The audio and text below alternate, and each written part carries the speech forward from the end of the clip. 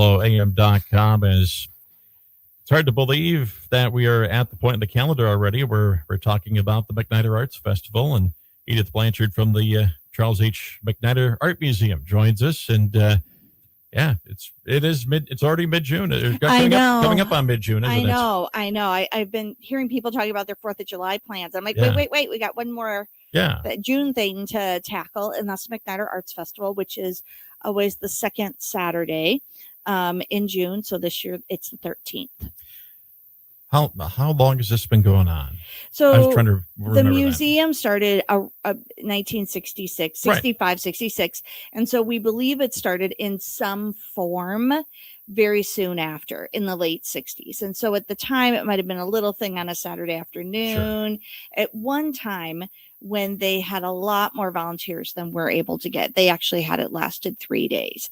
And about 20 years ago, they condensed it into one day, just due to the fact that it probably takes about 250 volunteers just for the one day to be able to get it all done and do everything. And I mean, the whole football team sets up the stage, and the whole wrestling team will take the stage down. I mean, it just takes a lot of people.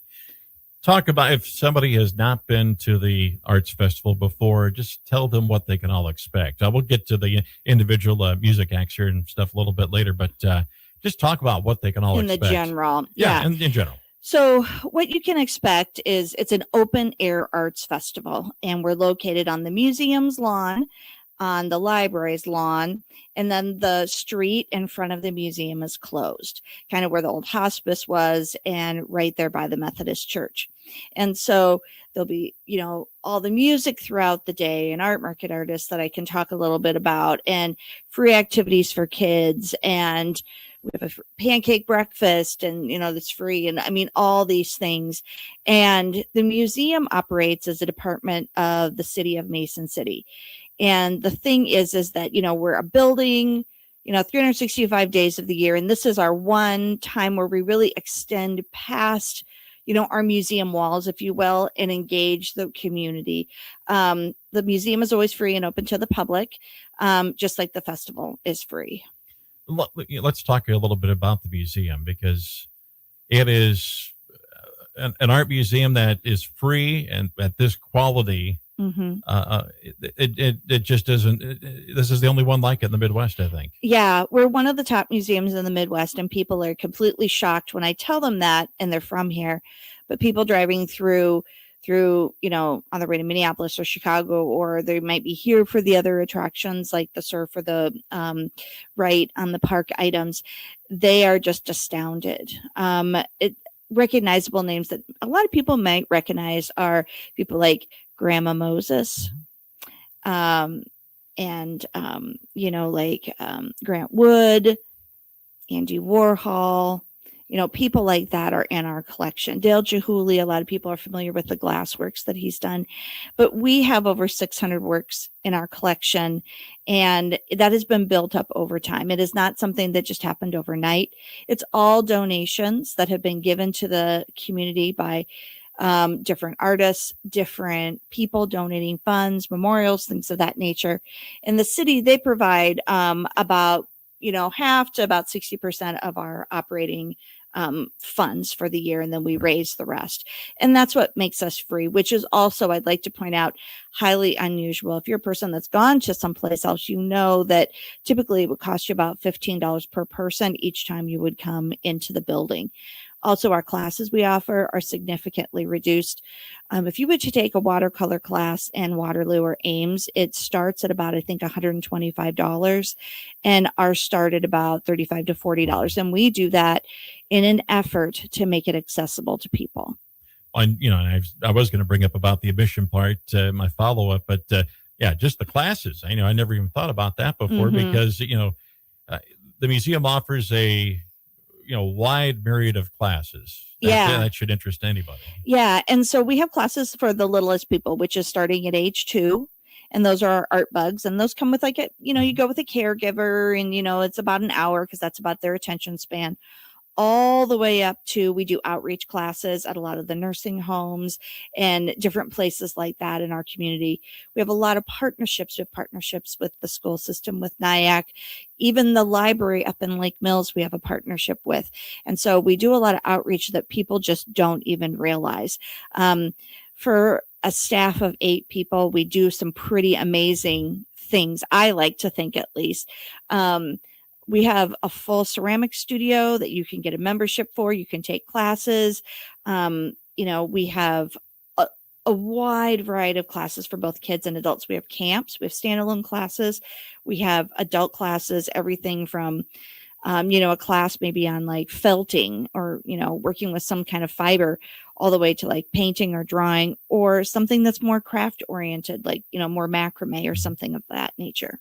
All right, let's get back to what's going to be happening on Saturday, and things get underway at 9. Yeah. So at 9 a.m., we have the mayor and city council's pancake breakfast. And so that starts right at 9. It lasts until we run out, usually sometime between 10 and 10:30. It's hard to predict that, but if you want pancakes, I'd be in line by 8:45. It'll end once the municipal band goes through. Yeah. And then the other thing is, as you mentioned, the municipal band. They are our first music act.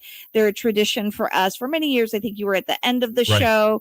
But I was persuaded by my neighbor Harvey Van Wald at that time to move everybody to the beginning, which I think has worked really, really well for us. Yeah. And so always good to see them. And then after they are done, at 10:30, just to go through some of the music, is the NOLA band, or it's a New Orleans jazz band, and they're going to be from 10:30 to 12. I'd like to point out the Iowa Arts Council also had given us funds this year. And so in years past, if we had some of these bands come, we could have maybe 4 of the 10 members or 3 of the 8 members, due to the fact it is so expensive to bring that many people, multiple vehicles, all of that. And some of these bands they're coming from Minneapolis, Des Moines, Omaha, long ways away.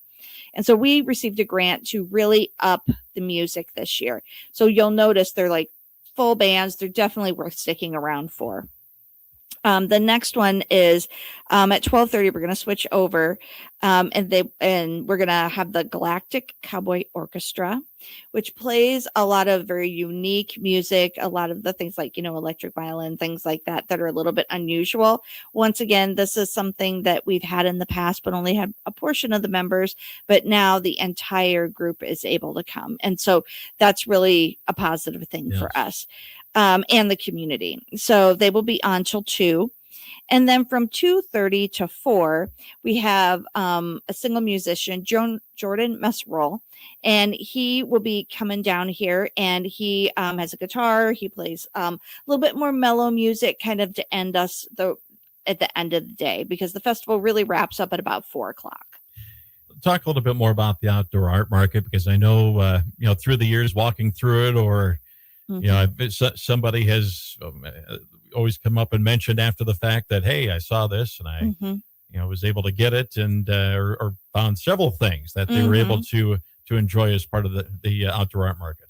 Yeah, we have a lot of really unique things. This year, so this is the second year we were able to do this. So for many years, we were limited to about 24 artists, about 24 artists. And that is because, we're kind of squished there, on the library lawn. Well, when hospice closed, and first of all, we know that was controversial, so we won't talk about that. But it did allow us for then to close the road in front of hospice, because we could never do that before due to the kind of place it was. We can now close that road, and we're able to have, I think this year we have 33 or 34 artists. So we were able to expand and let a lot more artists in that are of high quality, that have been trying to get into the art market for years. People will find ceramics, jewelry, fiber, photography, 3-dimensional art, art that, might look like it's wall art, but it's actually like textural and has multiple dimensions on it. I always like to point out to people, this is a great time if you don't have a Father's Day gift to pick something up. Over the years, I've gotten really great things for my husband and for my stepdad there, that are, unique pieces. And, this isn't to say that other stores in our community won't have this, but these are all local artists. The majority of them come from about 100 miles around us, and they really infuse money back in our economy because that money, it's going directly to them, into their pocketbook. And that's how they make their livelihood, is these art markets through the summer. You stole my other follow-up question. I was going to say, where is it all local artists or a few from outside that 100-mile radius? So the majority of them are about a 2-hour drive. Yeah. And for art market artists, to make it profitable, you usually need to be able to go within a day. And so that is true. We do have some from southern Minnesota, Wisconsin, because, that's kind of our area, if you drew a little circle around us.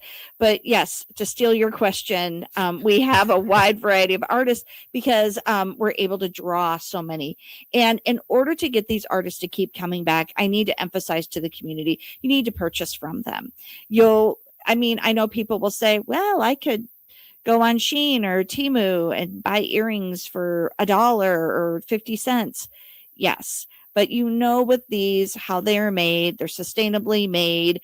What they're made of, if they have any allergens, in a pair of earrings, for example.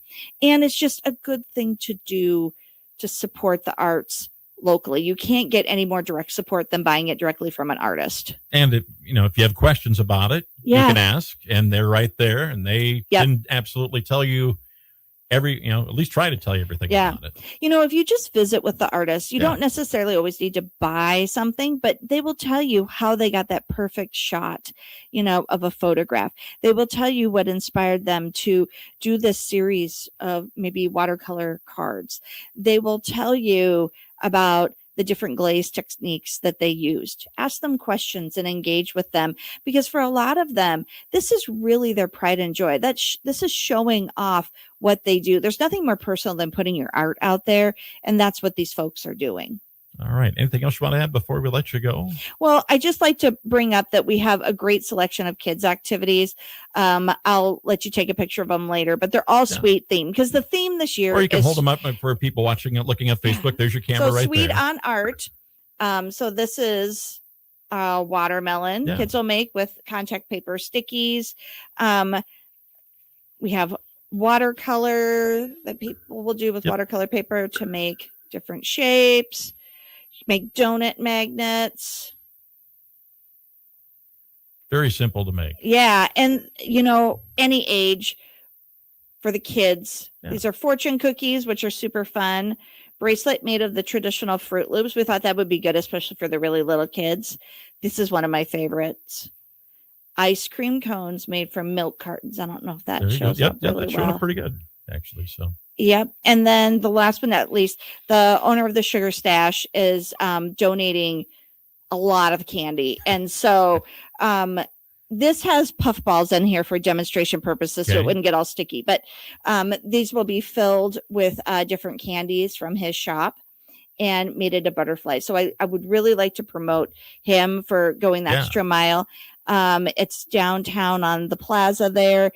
He's got a soda fountain, all that stuff. It's really great. Stop in and see him. A lot of unusual candy. And so we're currently measuring them all out, into the little things. So when your kids come, they can make a butterfly and they can pick their candy and put it in there. All right. It's 9 to 4. Yes, 9 to 4 at the MacNider Art Museum. So, yes. And that's, basically right off of downtown. People don't know where it's at for some reason. It's by the footbridge. It's by the public library, right there in the downtown area. And I do like to also say it's a rain or shine event. If it is raining, as the municipal band won't play, but we will still serve pancakes upstairs. The art market artist will still sell. I have sold a lot in rainy art markets in my day. And the kids' crafts will go inside. We'll still do food. It will be fine. We've had it rain sometimes early in the morning, early in the afternoon. It is a rain or shine event. I think there's been only one time it's been postponed 18 years ago today. Yeah. When we had a little flood in town. Yes, it was. We were unable to do that. That's back when we still had a 2-day festival. That's right. And so we did the first day, and then overnight, we had so much rain, it was ridiculous. So, yeah. All right. Well, we'll see you Saturday. Yes. We'll hopefully see a lot of people Saturday. Yes, we will. All right. Thanks for joining us. Edith Blanchard from the Charles H. MacNider Art Museum here on your hometown news station, AM 1300 KGLO.